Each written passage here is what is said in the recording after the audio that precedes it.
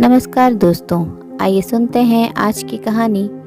घर से भागने वाली लड़कियों को बहुत कुछ सहना होता है, वह कहीं की भी नहीं रहती। साहिल का सच जानकर मिताली के पैरों से तो जैसे जमीन ही खिसक गई। मिताली भाभी, राखी आ रही है, आप अपने मायके भाई को राखी बांधने नहीं जा रही हो क्या? पड़ोस में रह रही खुशी ने एकदम से पूछा तो मिताली झेप गई। नहीं, मैं नहीं जा रही हूँ, मेरे कोई भाई नहीं है, होता तो मैं जरूर जाती। और ये कहकर मिताली अंदर चली गई। अभी कुछ दिनों पहले ही वो इस मोहल्ले में रहने आई थी। मोहल्ले की रौनक देखते ही बनती थी। सब एक दूसरे से घुल मिल कर रहते थे, किसी से कोई बात छुपी नहीं थी। कौन कब आ रहा है, कब जा रहा है, सबको पता रहता था। मिताली सोचने लगी कि कैसे उसके प्यार की कस्में उसके मम्मी पापा के प्यार के आगे बड़ी हो गई थी। वो साहिल के प्यार में इतना डूब गई थी कि अपने मायके वालों का प्यार भुला बैठी थी। पर अब पछताने के सिवा और कर भी कह सकती थी। फिर से वो अपने पुराने दिनों में खो गई। घर में हंसी खुशी का माहौल रहता था। पापा मम्मी और भाई की दुलारी मिताली सबके दिलों पर राज करती थी। सारी सहेलियां उसकी खूबसूरती से जलती थी तो कॉलेज के लड़के उस पर मरते थे।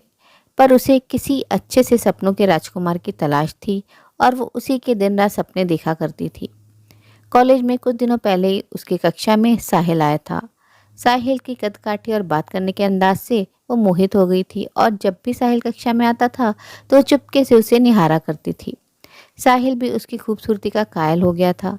दोनों में बातें होने लगी और मुलाकातें बढ़ने लगी और दोनों में प्यार हो गया। कॉलेज का दूसरा साल चल रहा था। दोनों की परीक्षाएं नज़दीक आ रही थी। 2 महीने से भी कम समय बचा था। एक रात साहिल का फ़ोन आता है कि मैं तुमसे अभी मिलना चाहता हूँ, हम मंदिर में शादी कर लेंगे, फिर साथ ही मिलकर परीक्षा देंगे। लेकिन साहिल, शादी के लिए तुम्हें मेरे पापा से मिलना होगा और मैं पूरे समाज के सामने तुमसे शादी करना चाहती हूँ। पहले पढ़ लिख कर कुछ बन जाओ, अभी शादी में बहुत समय है। लेकिन साहिल कहाँ मानने वाला था। वो रोज़ बोल बोल कर मिताली को उकसाता रहता था। आखिर मिताली को भी लगने लगा था कि अब दूर नहीं रहा जाएगा। परीक्षाओं से 1 महीने पहले साहिल मिताली के पापा से मिलने आता है और शादी की बात कहता है। यह सुनते ही वो समझाते हैं, बेटा शादी कोई खेल नहीं है, एक जिम्मेदारी है। तुम तो अभी खुद ही पढ़ाई कर रहे हो, तुम्हारे करियर का कुछ पता नहीं है। तो मेरी बेटी को खिलाओगे क्या, रखोगे कहाँ? और तुम्हारे घर वाले रिश्ता लेकर क्यों नहीं आए? उन्होंने आश्चर्य से पूछा। साहिल कोई संतुष्ट उत्तर नहीं दे पाया तो उन्होंने भी कह दिया कि मिताली, ये लड़का बहुत बड़ा धोखेबाज है, ये तुम्हारे लायक नहीं है, इससे बचकर रहना, ये तुम्हारी ज़िंदगी बर्बाद कर देगा और इस लड़के से मैं तुम्हारी शादी कभी नहीं होने दूंगा। लेकिन मिताली पर साहिल के प्यार का खुमार चढ़ चुका था। वो उसी से शादी करना चाहती थी। साहिल, पापा ने मना कर दिया, पर तुम्हारी पढ़ाई तो पूरी नहीं हुई है तो हम खाएंगे क्या? और तुमने बताया कि तुम्हारे घर वाले तुमसे नाराज हैं, आखिर क्यों? मिताली, मैं कमाता नहीं हूं ना, इसलिए। हमारा बहुत बड़ा व्यापार है, लेकिन मैं पढ़कर अपनी पहचान बनाना चाहता हूँ, अपने दम पर अपनी ज़िंदगी जीना चाहता हूँ। और जब पापा को मेरी पढ़ाई की बात पता चली तो वो मुझसे नाराज़ हो गए हैं। इसलिए मेरी बुआ मेरी पढ़ाई का खर्च उठा रही है। मैं जिस दिन कुछ बन जाऊँगा उस दिन अपने घर जाऊँगा। लेकिन हम शादी के बाद कहाँ रहेंगे? अरे यार, बहुत सवाल करती हो, वो खींच कर बोला। बुआ के घर में रहेंगे। मिताली उसके बहकावे में आकर उसके साथ भाग जाती है और मंदिर में शादी कर लेती है और दोनों दूसरे शहर में चले जाते हैं जहां उन्हें कोई नहीं जानता था। साहिल उसे अपनी बुआ के घर लाया था। पूछने पर पता चला कि बुआ किसी रिश्तेदार की शादी में गई हैं, लंबे समय बाद आएंगी। 2 दिन निकले थे। एक दिन घर में एक महिला आई। उसे देखते ही मिताली ने प्रणाम किया। उसे लगा कि वह साहिल की बुआ है, पर वो महिला उसे बस देखकर चली गई, कुछ बोली नहीं। साहिल, वो कौन थी? बुआ जी कब आएंगी? अब तो मुझे यहाँ बहुत अजीब लग रहा है। सब लोग मुझे घूर कर क्यों देखते हैं, कुछ समझ नहीं आता है। अब नई दुल्हन को तो सब देखते हैं, हम भी तो इसी रूप के कायल हुए हैं। वो शायराना अंदाज में बोला। वो बुआ की सहेली थी जो तुम्हें देखने आई थी। साहिल, हमारी पढ़ाई का क्या होगा? हमने जोश में शादी तो कर ली, पर अब तुम जो आगे पढ़ना चाहते हो तो उसका क्या होगा? मिताली ने पूछा तो साहिल बोला, अभी तो हमारी शादी हुई है और तुम पढ़ाई और करियर में लगी हुई हो। अभी तो हमारे रोमांस के दिन हैं, फिर बुआ सब संभाल ही लेगी। अगली सुबह साहिल किसी काम से चला जाता है तो पड़ोस में रहने वाली खुशी आती है और कहती है, भाभी, मैं एक लड़के से प्यार करती हूँ, पर घर वाले मेरी शादी उससे नहीं करना चाहते हैं। लेकिन क्यों नहीं करना चाहते हैं भाभी? वो कुछ काम नहीं करता है, उसके परिवार का भी तो पता नहीं है। कह रहे थे अनजान लड़के से कैसे शादी कर दें, तो मैं और वो भागने की योजना बना रहे हैं। आप मेरा साथ दोगी ना? उसने कहा। फिर पूछा, वैसे आप तो साहिल भैया की भाभी हो ना, यहाँ कब तक रहोगी? मैं साहिल की भाभी? ये तुम्हें किसने बताया? मिताली ने आश्चर्य से पूछा। साहिल भैया ने ही बताया था जब वो मम्मी से घर किराए पर ले रहे थे। अभी कुछ महीने पहले भी उनकी एक और भाभी आई थी। आप लोग 3-4 देवरानी जेठानी हो क्या? सच में साहिल भैया सबका कितना ख्याल रखते हैं, पर वो खुद कब शादी करेंगे? ये सुनते ही मिताली के पैरों से जमीन सरक जाती है। उसका मतलब साहिल यहाँ हर 3-4 महीने में एक लड़की लाता है, तो फिर वो लड़की जाती कहाँ है? और वो औरत जो साहिल की बुआ की सहेली है, वो भी मुझे शक्ल से गड़बड़ लग रही थी। मिताली सारा माजरा समझ जाती है कि साहिल हर बार नई लड़की को प्रेम जाल में फंसाता है और उस महिला के सुपुर्द कर देता है। भाभी, आप कहाँ खो गई हो? खुशी ने झकझोरा तो मिताली का दिमाग दौड़ा। खुशी, मैं तुझे अपनी छोटी बहन मानती हूँ, तो वहीं शादी करना जहाँ तेरे मम्मी पापा कहें, क्योंकि घर से भागने वाली लड़कियों को बहुत कुछ सहना होता है। वो कहीं की भी नहीं रहती हैं। ससुराल वाले उसे अपनाते नहीं, ये कहते हैं कि जो अपने मम्मी पापा की सगी नहीं हुई तो वो हमारी क्या होगी, और मायके के दरवाजे उसके लिए हमेशा के लिए बंद हो जाते हैं। खुशी, मैं साहिल की पत्नी हूँ, भाभी नहीं हूँ। हम दोनों ने मंदिर में शादी की थी, पर साहिल ने घर वालों से मुझे आज तक भी नहीं मिलाया, क्योंकि उसके घर वाले उससे नाराज हैं। लेकिन भाभी, साहिल भैया तो बता रहे थे कि वो अनाथ हैं, उनका इस दुनिया में कोई भी नहीं है। ये सुनकर मिताली को पक्का विश्वास हो गया कि वो साहिल जैसे धोखेबाज के चंगुल में फंस चुकी है। वो खुशी को कहती है कि मेरी बहन, ये उम्र बड़ी कच्ची होती है, हमारे अंदर सोचने की इतनी शक्ति नहीं होती है, हम सिर्फ सपनों में रहते हैं। हमारा भला बुरा हमारे माता पिता सोचते हैं, उन्हें अनुभव होता है। वो एक नज़र से इंसान को परख लेते हैं। अपने बच्चों का हर माता पिता भला ही चाहते हैं।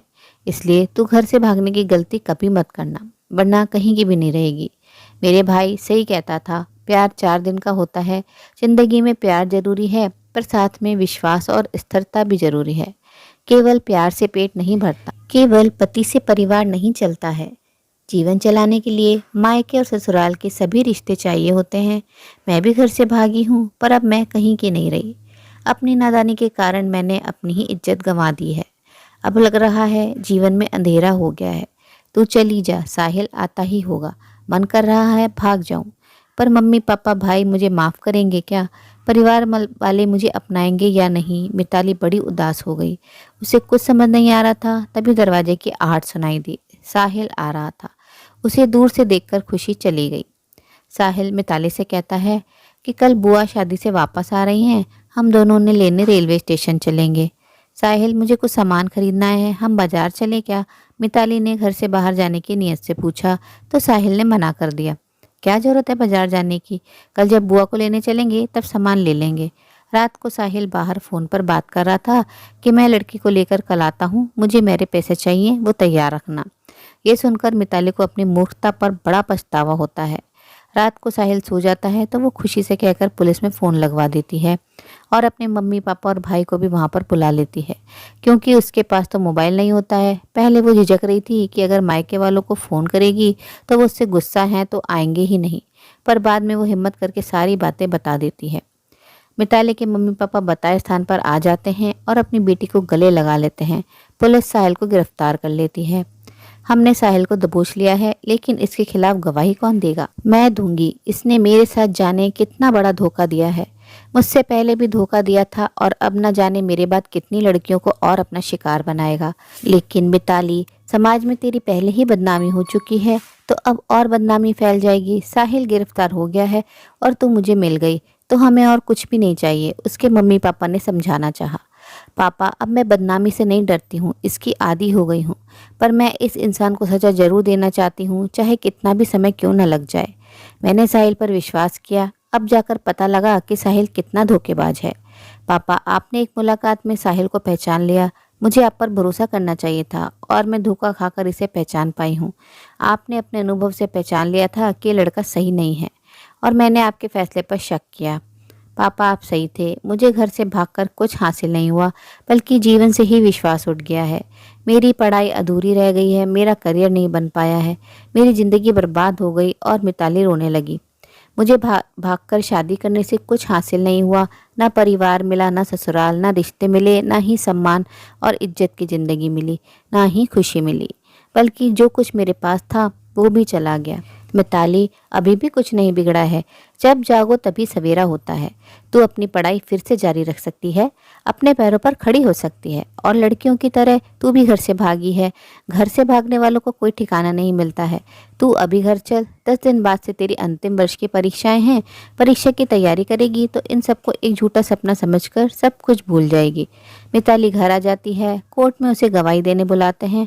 वो बिंदास होकर गवाही देती है और सारे सबूत भी दे देती है। कोर्ट साहिल को सजा देता है ताकि आगे किसी और लड़की का जीवन बर्बाद ना हो। मिताली सबको हाथ जोड़कर कहती है, मेरी आप सबसे विनती है कि 2 दिन के प्यार के चक्कर में पड़कर बरसों की माँ की ममता और पिता के दुलार, भाई बहन के स्नेह को ना भुला दें। घर से भागकर कभी शादी न करें। प्यार हो जाता है, स्वाभाविक है।